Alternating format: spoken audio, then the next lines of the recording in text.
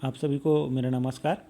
इस भाग में मैं आप लोगों को जीव विज्ञान से संबंधित विभिन्न खोज तथा उनसे जुड़े हुए वैज्ञानिकों का नाम को बताते जाऊंगा, इसलिए इसको इस भाग का नाम एक परिचय रखा गया है। मतलब जीव विज्ञान को एक परिचय के रूप में आप लोगों को बताते जाऊंगा, जिससे उसके शाखाएं तथा उनके द्वारा खोजे हुए वैज्ञानिक और वैज्ञानिक ने क्या खोज किया था उसके बारे में आपको बताते चलता हूँ। तो सबसे पहले चलते हैं फाइकोलॉजी में अध्ययन क्या आता है। फाइकोलॉजी जो शब्द फाइकस शब्द जो फाइको शब्द है वो शैवाल के लिए उपयोग किया जाता है। तो फाइकोलॉजी जो है शैवाल के अध्ययन से संबंधित है। ठीक है, याद रखिएगा। फाइकोलॉजी शब्द जो है शैवालों के अध्ययन के लिए उपयोग किया जाता है, फाइकोलॉजी। इसमें देखेंगे जीवाणु जो दिख रहा है, तो जीवाणु के अध्ययन को बोलेंगे बैक्टीरियोलॉजी। ठीक है, जीवाणु का अध्ययन क्या कहलाएगा? बैक्टीरियोलॉजी है ना, बैक्टीरियोलॉजी कहा जाता है। और लाइकेन जो होता है वो शैवाल से ही मिलकर बना होता है। ठीक है, वो भी याद रखिएगा। अगला प्रश्न देखते हैं, निम्न में से कौन वनस्पति विज्ञान का पिता कहलाता है? तो इसमें देखते हैं अरस्तु दिख रहा है। अरस्तु तो जीव विज्ञान से संबंधित है और अरस्तु को जो है इनको फादर ऑफ पॉलिटिक्स भी कहा जाता है, राजनीति विज्ञान के पितामह भी कहलाते हैं। ओडम जो है क्लासिफिकेशन से संबंधित है। और लीनियस जो कार्ल वोन लिनी जो है वो वर्गीकरण से संबंधित है। तो ये तो नहीं होंगे, ये भी नहीं होंगे और ये भी नहीं है। तो थियोफ्रास्टस जो है वनस्पति विज्ञान के पितामह कहलाते हैं। अगला प्रश्न चलते हैं, जीव विज्ञान शब्द का सर्वप्रथम प्रयोग किसने किया था? तो जीव विज्ञान शब्द का सर्वप्रथम प्रयोग किया था लेमार्क और ट्रेवेनियस। याद रखिएगा, लेमार्क और ट्रेवेनियस, वो भी 1802 में। कभी कभी सन भी पूछ लेता है। जीव विज्ञान शब्द का सर्वप्रथम प्रयोग कब किया गया था? तो 1802 में। और वैज्ञानिक है लेमार्क और ट्रेवेनियस। ठीक है, याद रखिएगा। अगला प्रश्न है, जैविक संगठन का निम्नतम स्तर क्या है? तो जैविक संगठन का जो जैविक संगठन का सबसे निम्नतम स्तर होता है कोशिका। ठीक है, याद रखना है, सबसे निम्नतम स्तर होता है कोशिका। कोशिका के बाद जो है, जब कोशिकाएं आपस में संगठित होती हैं तो एक ही प्रकार की कोशिकाएं विशिष्ट कार्य करते हैं, तो उसको हम लोग बोलते हैं ऊतक। और जब ऊतक आपस में संगठित हो जाती है तो उसको बोलते हैं अंग बोलते हैं। फिर अंग जब संगठित हो जाती हैं तो उसको अंग तंत्र बोला जाता है। और अंग तंत्र से बहुकोषीय जीव का निर्माण होता है।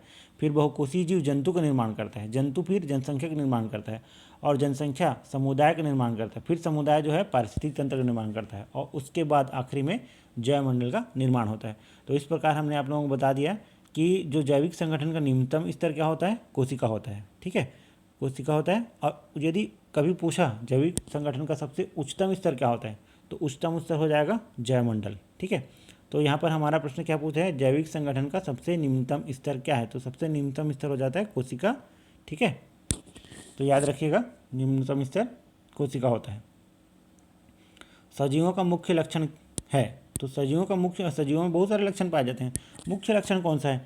यदि आप देखेंगे यहाँ पर गति, तो जो जंतु होते हैं वो गति करते हैं। ठीक है, गति करते हैं।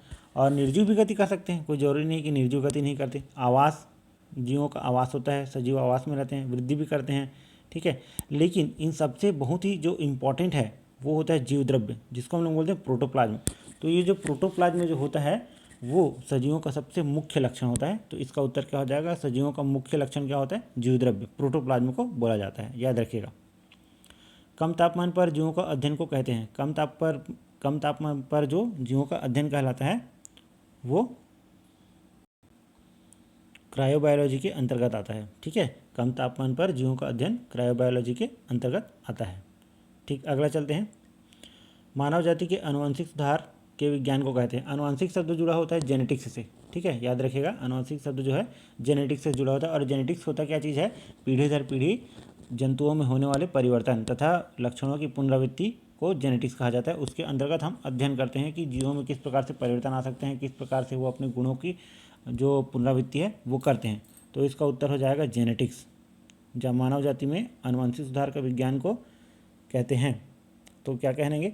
जेनेटिक्स तो होता है, लेकिन स्पेशली यदि पूछा जाए कि मानव जाति पूछ रहा है, तो मानव जाति के लिए आपको क्या कहेंगे?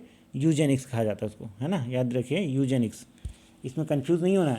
कंफ्यूज कैसे हो जाएंगे कि यहाँ पे पूछ रहा है आपको आनुवंशिक सुधार, है ना, तो आनुवंशिक सुधार के लिए बोला, तो आनुवंशिक सुधार क्या हो जाएगा? यानी यूजेनिक्स हो जाएगा। आप इसको जेनेटिक्स को टिक नहीं लगाएंगे ना। जेनेटिक्स मतलब होता है एक पीढ़ी से दूसरी पीढ़ी में, लेकिन यहाँ पे हमारा प्रश्न क्या कह रहा है? आनुवंशिक सुधार पूछ रहे हैं, तो क्या हो जाएगा? यूजेनेटिक्स। ठीक है, यूजेनिक्स कहलाएगा।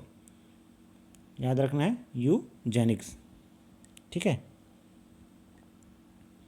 उसके बाद है सरीसृपों का अध्ययन को कहते हैं। तो सरीसृप जो होते हैं, सरीसृप मतलब जो सांप होते हैं, है ना, ये सबको क्या बोलते हैं, सरीसृप बोलते हैं। सर्प को सरीसृप बोला जाता है। तो यहाँ पे क्या आ जाएगा, हर्पेटोलॉजी। हर्पेटोलॉजी अर्थात सरीसृपों का अध्ययन कहलाता है।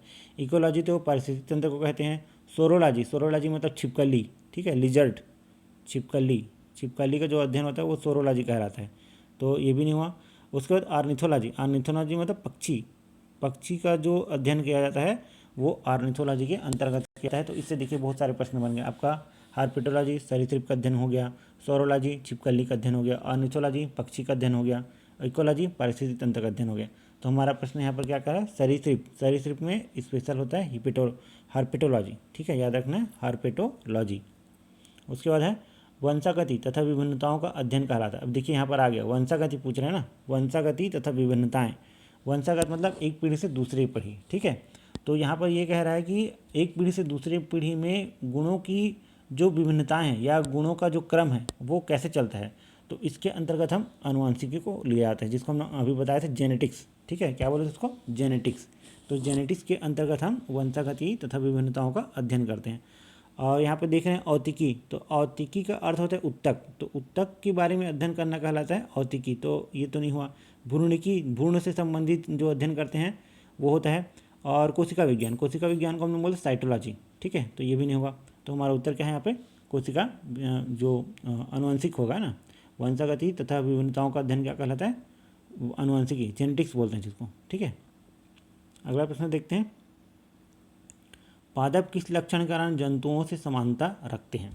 मतलब पादप में ऐसा कौन सा लक्षण है जो जंतुओं से सामान्य गुण प्रदर्शित करता है। तो देखते हैं, सेलोज की कोशिका भित्ति, ये तो पादप में पाया जाता है परंतु जंतु में नहीं पाया जाता, तो ये अलग हो गया। प्रकाश संश्लेषण, ये पादप में पाया जाता है किंतु जंतु में नहीं पाया जाता, ठीक है। उपकला ऊतक जंतु में पाया जाता है परंतु पादप में नहीं पाया जाता। बचा कौन, दोनों दिन रात में श्वसन करते हैं, मतलब निरंतर दोनों श्वसन करते रहते हैं। श्वसन में कौन सी गैस ली जाती है, ऑक्सीजन गैस, याद रखिएगा। पौधे भी श्वसन में कौन सा गैस लेते हैं, ऑक्सीजन गैस लेते हैं। कभी ये ना कहना कि कार्बन डाइऑक्साइड गैस लेते हैं ना, क्योंकि कार्बन डाइऑक्साइड जो होता है वो प्रकाश संश्लेषण क्रिया के समय काम आता है, ठीक है। अगला चलते हैं, एग्रेस्टोलॉजी में अध्ययन किया जाता है। एग्रोस शब्द से जुड़ा है, घास का है, ठीक है। तो एग्रोस जो शब्द है वो घास से रिलेटेड है, तो उसका अध्ययन क्या कहलाएगा, घास का, ठीक है। एग्रेस्टोलॉजी में अध्ययन करते हैं हम लोग घास का। किस वैज्ञानिक को भारतीय जीवाश्म वनस्पति विज्ञान के जनक कहते हैं, ठीक है। तो इसका जो है उत्तर होता है बीरबल साहनी। प्रोफेसर बीरबल साहनी जो होते हैं वो जीवाश्म वनस्पति विज्ञान या पेलियोबॉटनी, याद रखिएगा, पेलियोबॉटनी के जनक। तो बीरबल साहनी को पेलियोबॉटनी का जनक कहा जाता है। और H.G. खुराना जो हैं वो तो DNA लाइगेज एंजाइम का खोज किए थे।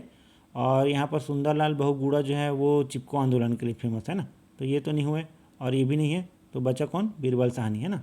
तो बीरबल साहनी याद रखिएगा, जीवाश्म वनस्पति विज्ञान के जनक कहलाते हैं। अगला देखते हैं, वनस्पति विज्ञान की किस शाखा के अंतर्गत वृक्ष की आयु का अध्ययन किया जाता है। तो यहाँ पर देखिए पीडोलॉजी दिया है। पीडोलॉजी का मतलब होता है मिट्टी का अध्ययन करना, ठीक है। पीडोलॉजी मतलब क्या होता है, मिट्टी का अध्ययन करना। एग्रोस्टोलॉजी भी बता दिए, घास का अध्ययन करना, ठीक है। और माइकोलॉजी भी नहीं होता। बचा कौन, डेंड्रोकोनोलॉजी, है ना। तो ये जो होता है वनस्पति विज्ञान के वृक्ष की आयु का निर्धारण के लिए हम उसका अध्ययन करते हैं। वृक्ष की आयु जो होता है वलय के आधार पर किया जाता है, इस प्रकार से वलय रहता है उसमें, उन वलयों के आधार पर उस वृक्ष की आयु का निर्धारण किया जाता है। मृदा का अध्ययन वनस्पति विज्ञान किस शाखा के अंतर्गत किया जाता है, अभी हमने बताया था। मृदा का अध्ययन क्या कहलाता है, पीडोलॉजी, ठीक है। पीडोलॉजी एक और होता है, उसका स्पेलिंग कुछ अलग होता है, उस स्पेलिंग के आधार पर हम उसको अलग बोलते हैं। ये इस पीडोलॉजी का मतलब होता है मृदा का अध्ययन करना। और एक और पीडोलॉजी होता है, उसका मतलब होता है लार्वा अवस्था का अध्ययन करना। उसके बाद होता है एनाटॉमी। तो एनाटॉमी होता है, तो यहाँ पर जो एनाटॉमी का शब्द होता है, एनाटॉमी से रिलेटेड है शरीर, जो हमारी बॉडी होती है, बॉडी पार्ट्स का अध्ययन करना एनाटॉमी कहलाता है, ठीक है। और टिश्यू कल्चर होता है ऊतक संवर्धन, उत्तक का संवर्धन कैसे करना है ना, उसको उत्तक की वृद्धि कैसे किया जाता है उसके बारे में जो अध्ययन करते हैं उसे टिश्यू कल्चर बोला जाता है। बच्चा कौन, माइकोलॉजी। माइकोलॉजी होता है फंगस का अध्ययन करना है, मतलब कवक के बारे में जो हम लोग अध्ययन करते हैं वो माइकोलॉजी कहलाता है। ठीक है, तो यहाँ पर हमारा कॉन्सेप्ट क्लियर हो जाता है कि जो पीडोलॉजी होता है वनस्पति विज्ञान के संबंध में मृदा का अध्ययन कराया जाता है, मतलब मिट्टी का जो अध्ययन करते हैं इसी के अंदर किया जाता है।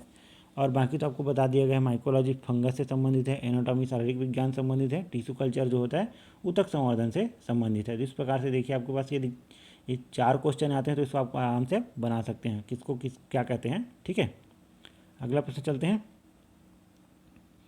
भारत में हरित क्रांति के जनक तथा जिन्हें भारत सरकार द्वारा पद्म विभूषण से सम्मानित किया गया। तो देखिए यहाँ पर एक और शब्द जुड़ गया, भारत सरकार द्वारा पद्म विभूषण से सम्मानित किया गया था। तो डॉक्टर एम एस स्वामीनाथन जी को भारत में हरित क्रांति के जनक कहा जाता है। ठीक है, याद रखिएगा। और भारत द्वारा उनको पद्म विभूषण द्वारा सम्मानित भी किया गया था। उसके बाद यहाँ पर देखेंगे ये बी कुरियन, इसको बी कुरियन जो होते हैं ना वो श्वेत क्रांति के जनक कहलाते हैं। ठीक है, याद रखिएगा श्वेत क्रांति। ठीक है, ये भी पूछा जाता है श्वेत क्रांति के जनक किसे कहा जाता है, तो बी कुरियन कहा जाता है।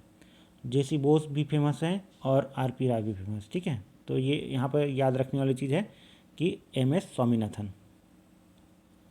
अगला चलते हैं, जीव विज्ञान की किस शाखा के अंतर्गत जंतुओं की पहचान, नाम, पद्धति तथा वर्गीकरण का अध्ययन किया जाता है। अब देखिए यहाँ पे दिखता है स्पेशल दिख रहा है, वर्गीकरण दिख रहा है, तो वर्गीकरण का मतलब होता है क्लासिफिकेशन, यहाँ पर भी दिख रहा है वर्गीकी, है ना, तो ये इसका उत्तर हो जाएगा वर्गीकी, है ना। बाकी तो भ्रूणकी के अंतर्गत अध्ययन किया जाता है, कीट विज्ञान इंसेक्टोलॉजी कहलाता है, वायरोलॉजी वायरस का अध्ययन कहलाता है। ठीक है, तो ये तो नहीं हुए, भी नहीं हुआ। ठीक है, तो यहाँ बचा कौन, वर्गीकी, क्लासिफिकेशन।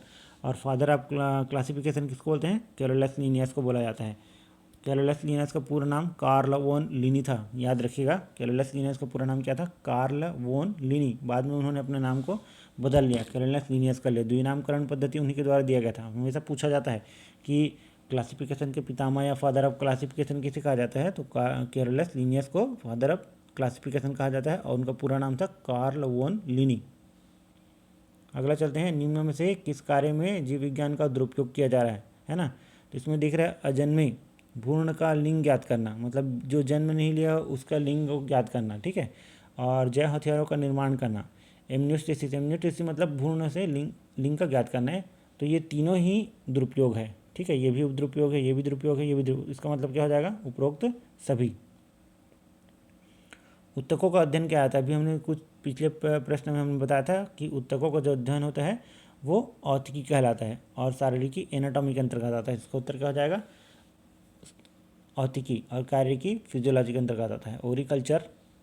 उसके बाद देखते हैं अगला प्रश्न, रोगों के कारणों का अध्ययन कहलाता है। तो रोगों का जो कारण होता है, किस कारण से रोग उत्पन्न हो रहा है, तो उसके अध्ययन को हम लोग क्या बोलते हैं, इटियोलॉजी। ठीक है, अगला प्रश्न है, यकृत के अध्ययन को क्या कहते हैं, तो यकृत जो होता है उसके अध्ययन को हम लोग हिपेटोलॉजी कहते हैं। ठीक है, क्या बोलते हैं, हिपेटोलॉजी। प्राणी विज्ञान की वह शाखा जिसमें कवच का अध्ययन किया जाता है, तो प्राणी विज्ञान के अंतर्गत जो कवच होता है उसका अध्ययन करने के लिए हम कॉन्कोलॉजी का अध्ययन करते हैं। कॉन्कोलॉजी से प्राणी विज्ञान कवच का अध्ययन किया जाता है। पक्षियों के घोंसले का अध्ययन किया जाता है ना, पक्षियों के जो घोंसले होते हैं उसका अध्ययन करने के लिए किसका उपयोग किया जाता है, तो इसका है निडोलॉजी। ठीक है, याद रखना, निडोलॉजी। निडोलॉजी के अंतर्गत हम लोग पक्षियों के घोंसलों का अध्ययन करते हैं। सजीवों के वातावरण के साथ संबंध का अध्ययन किया जाता है। सजीवों का वातावरण संबंध मतलब वो पारिस्थितिकी हो गया, इकोलॉजी हो गया, है ना, तो ये हो जाएगा पारिस्थितिकी। यह देखिए पेलियोलॉजी लिखा हुआ है, पेलियोलॉजी का मतलब होता है कि जीवाश्म। ठीक है, सुनहरा चावल बहुतायत मात्रा में पाया जाता है। सुनहरा चावल में मतलब कौन सा विटामिन पाया जाता है, तो सुनहरा चावल में जो होता है विटामिन ए, है ना, विटामिन ए अधिकतम मात्रा में पाया जाता है। हिरुडिनिया आनुवंशिक अभिकेंद्री द्वारा बनाई जाती है। हिरुडिनिया नाम देखिए, हिरुडिनिया, यहाँ पे देखिए हिरुडिनेरिया, है ना, तो यहाँ पे दिख रहा है हिरुडिनेरिया, तो इसका उत्तर ये हो जाएगा, हिरुडिनेरिया से आनुवंशिक अभियांत्रिकी द्वारा बनाई जाती है। ठीक है, हिरुडिन। मानव जीनोम में क्षारक जोड़े पाए जाते हैं। मानव जीनोम में कितने मतलब क्षारक जोड़े पाए जाते हैं। क्षारक जोड़े क्या चीज़ होते हैं, ए टी, है ना, जी सी, इस प्रकार से जो होता है वही क्या कहलाते हैं, क्षारक जोड़े। किसमें पाए जाते हैं, और ये डीएनए, ठीक है, इसमें क्षारक जोड़े पाए जाते हैं। तो कितने क्षारक जोड़े पाए जाते हैं, 3.2। कितने क्षारक जोड़े पाए जाते हैं, 3.2 बिलियन, ठीक है, बिलियन याद रखिएगा।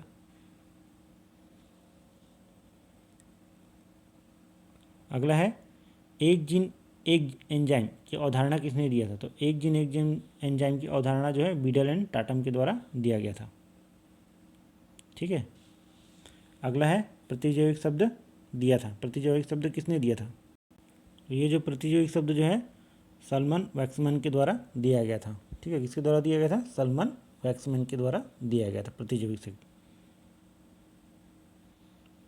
अगला है जंतुओं के व्यवहार का अध्ययन कहलाता है। तो जंतुओं का जो व्यवहार है वो एथोलॉजी के अंतर्गत अध्ययन किया जाता है। एनिमोलॉजी जो होता है पालतू जानवरों के अध्ययन के रूप में उपयोग किया जाता है। तो इसका उत्तर क्या हो जाएगा, एथोलॉजी, ठीक है। ये पैरासाइकोलॉजी नहीं होगा और न ही यूफेनिक्स होगा, ठीक है। अगला देखते हैं जीवाणु के रूपांतरण की खोज किसने किया था, है ना। तो जीवाणु का जो रूपांतरण की खोज है ग्रिफिथ के द्वारा किया गया था। नॉन और रस को तो इलेक्ट्रॉन सूक्ष्मदर्शी से खोज किया था। ओपेरिन ने तो जो जीवन की उत्पत्ति सिद्धांत से खोज किया था और उसके बारे में बताया था AI ओपेरिन, और उनके द्वारा किताब भी लिखा गया था द लाइफ ऑफ ओरिजिन, ठीक है। तो याद रखिएगा जीवाणु में रूपांतरण खोज ग्रिफिथ के द्वारा किया गया था। उसके बाद दिख रहा है DNA लाइगेज एंजाइम खोज किसने किया था, ठीक है। तो DNA लाइगेज एंजाइम का जो खोज का है प्रोफेसर H.G. खुराना के द्वारा किया गया था, ठीक है, याद रखिएगा प्रोफेसर H.G. खुराना। जीव द्रव्य जीवन का भौतिक आधार है, ये किसने कहा था। तो जीव द्रव्य जो है जीवन का भौतिक आधार है, हक्सले के द्वारा कहा गया था। बहुत पूछा जाता है इस प्रश्न को, जीव द्रव्य जो है जीवन का भौतिक आधार है।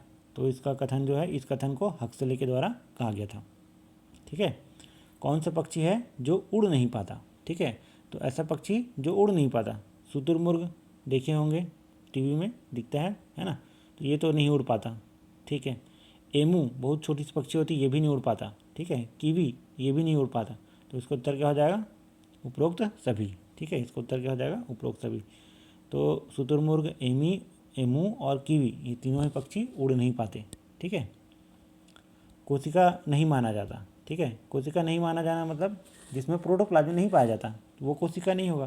तो जीवाणु में तो प्रोटोप्लाज्म पाया जाता है, शैवाल में प्रोटोप्लाज्म पाया जाता है, कवक में पाया जाता है। तो विषाणु जो होता है उसमें प्रोटोप्लाज्म नहीं पाया जाता। इसका उत्तर क्या हो जाएगा, विषाणु, जिसको हम लोग क्या बोलते हैं, जीवन और मृत्यु दोनों की बीच की कड़ी मानी जाती है, जिसको क्या बोलते हैं, living and non living, connecting link between living and non living, ठीक है। वायरस जिसमें या तो DNA पाया जाता है या तो RNA पाया जाता है, ठीक है। उसके बाद ऐसा पक्षी जिसमें एक मूत्राशय पाया जाता है। वैसे तो पक्षियों में मूत्राशय नहीं पाया जाता, लेकिन ऐसा पक्षी है जिसमें सिर्फ एक ही मूत्राशय पाया जाता है। तो ये हो जाएगा शुतुरमुर्ग, ठीक है, याद रखिए, बहुत बार पूछा गया, आपको याद है ये।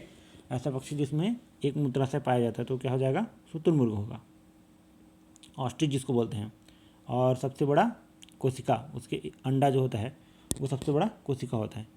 निम्न में से किस स्तनधारी के लाल रुधिर कणिकाओं में केंद्रक पाया जाता है। वैसे तो स्तनधारी के लाल रुधिर कणिकाओं में केंद्रक नहीं पाया जाता, ठीक है। तो मनुष्य में नहीं पाया जाता, गाय में भी नहीं पाया जाता, बकरी में भी नहीं पाया जाता है। ऊँट और लामा, है ना, कौन सा, लामा, याद रखिएगा, ठीक है। ऊँट और लामा इनके जो रुधिर कणिकाएँ होती है उसमें केंद्रक पाया जाता है। अंडे देने वाला स्तनधारी है। वैसे तो इसमें देखिए कि पक्षी भी अंडे देते हैं, सर्प भी अंडे देते हैं और मछली भी अंडे देते हैं, ठीक है। लेकिन ऐसा स्तनधारी जो अंडा देता है, वैसे स्तनधारी अंडे नहीं देते, लेकिन डक बिल प्लेटिपस, ठीक है। और इसके अलावा एक और है स्पाइनी एंटीटर, ठीक है, क्या बोलते हैं, स्पाइनी एंटीटर या कांटेदार चींटीखोर। ये दोनों ही ऐसे जीव हैं जो स्तनधारी होकर भी अंडे देते हैं। तो याद रखिएगा अंडे देने वाले स्तनधारी में कौन हो जाएगा, डक बिल प्लेटिपस या तथा कांटेदार चींटीखोर, या जिसको क्या बोलते हैं, स्पाइनी एंट ईटर, ठीक है। अगला है ड्रोसोफिला में लिंग सहलग्नता खोज किसने किया था। तो ड्रोसोफिला में जो लिंग सहलग्नता खोज किसने किया था, मॉर्गन ने किया था। और ड्रोसोफिला क्या चीज़ है, ड्रोसोफिला जो होता है फल जो जब हम लोग घर में काट के छोड़ देते हैं तो उसके ऊपर जो छोटे छोटे जो मक्खी आग बढ़ जाते हैं उसको क्या बोलते हैं हम लोग? फल मक्खी बोलते हैं। और इसी फल मक्खी को ही बोलते हैं ड्रोसोफिला मेलानोगास्टर। इसकी आनुवंशिकी के बारे में सबसे ज़्यादा खोज ड्रोसोफिला पर ही किया गया था, याद रखिएगा। ड्रोसोफिला पर बहुत सारे खोज किए गए थे, बहुत सारे प्रयोग किए गए थे, खोज तो नहीं, सबसे ज़्यादा प्रयोग ड्रोसोफिला पर किया गया था।